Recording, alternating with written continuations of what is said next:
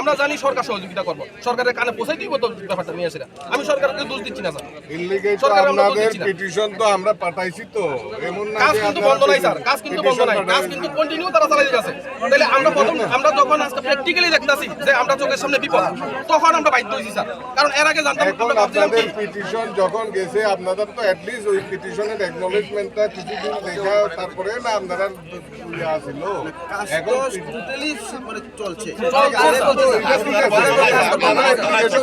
Application ক্লিনিকে দিবেন, তাহলে আমরা বহুত দিছি স্যার।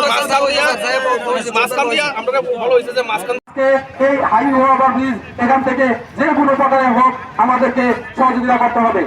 যদি এই সহযোগিতা সরকার আমাদেরকে না করেন তাহলে আমরা প্রয়োজনে আমাদের প্রাণ দিতেও প্রস্তুত। প্রত্যেক ব্যবসায়িকগণ আজকে বিশাল সমস্যার সম্মুখীন, কারোর প্রত্যেকের রাতের ঘুম চলে গিয়ে বাজারের মাঝখান দিয়ে এই ওভার ব্রিজ হবে। আমরা মন্ডলের কাছেও গিয়েছিলাম। আমরা সরকারের কাজের বিরোধিতা না, আমাদের সমস্যা একটাই যে আজকে 70 বছর পুরানো এই চম্পকনগর বাজার, আজকে এটা জাতি জনজাতির বাজার এবং 35টা গ্রাম এই চম্পকনগর বাজারের উপরে ডিপেন্ড করে আজকে ওনাদের জীবন অতিবাহিত করছে।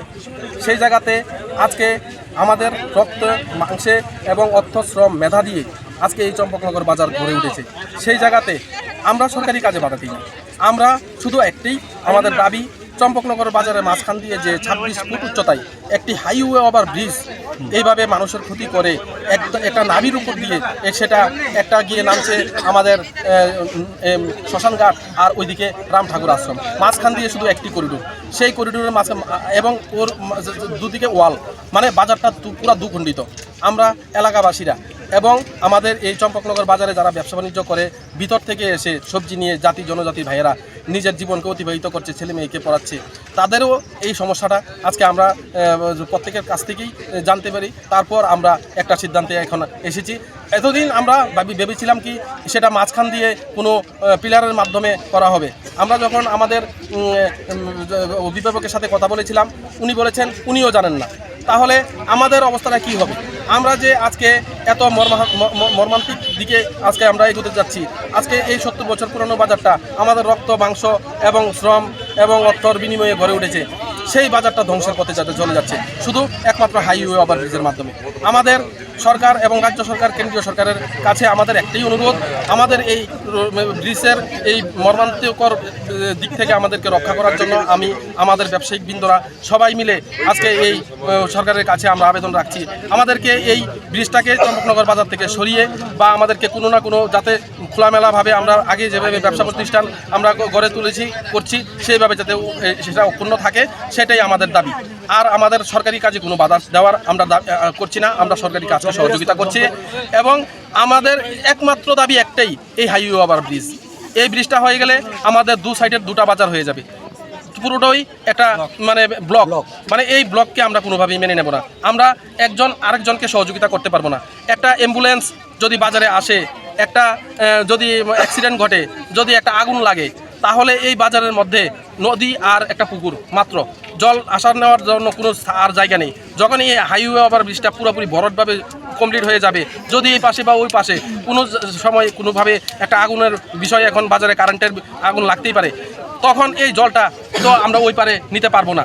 কিভাবে আমরা এত ফুট 26 ফুট উচ্চতায় দিয়ে এই পাইপটাকে নিয়ে কি সম্ভব? এটা তো মোটেই সম্ভব নয়। এই কথা, এই সব বিষয় চিন্তা করতে গিয়ে আমরা আজকে মর্মান্তিকভাবে আমরা ক্ষতিগ্রস্ত হচ্ছি। সবাই মর্মাহত যে আমরা কিভাবে নিজের এই প্রতিষ্ঠানটাকে আমরা একদম ধুলাইয়ে মিশে যেতে চলেছে। সেই জন্যই আমরা আজকে শুধু ওভার ব্রিজের বিরোধিতা করছি।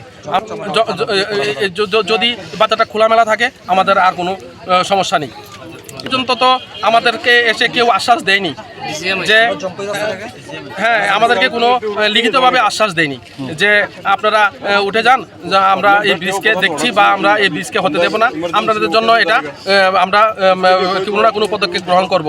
এরকমভাবে যদি আমাদেরকে কোনো লিখিতভাবে দেন তাহলে আমাদের কোনো শখ নেই যে এই গরমের মধ্যে প্রত্যেক ব্যবসায়িকরা এসে রাস্তায় বসে থাকার জন্য। আমরা কাউকে কষ্ট দিতে চাই না এবং ত্রিপুরা রাজ্যের মধ্যে এরকম কোন বাজার আছে যে 70 বছর পুরানো রানিং বাজারের উপর দিয়ে হাইওয়ে ব্রিজ করে নেওয়া হচ্ছে?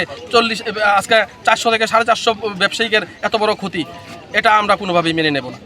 আমরা সরকারের কাছে বিনম্র অনুরোধ রাখবো, আমাদেরকে সহযোগিতা করুন এবং আমাদেরকে খোলামেলা যেভাবে আমরা আছি সেভাবে আমাদেরকে রাখতে হবে। রাস্তা হোক, রাস্তার বিরোধিতা, এটা বাজারে ব্যবসায়িকরা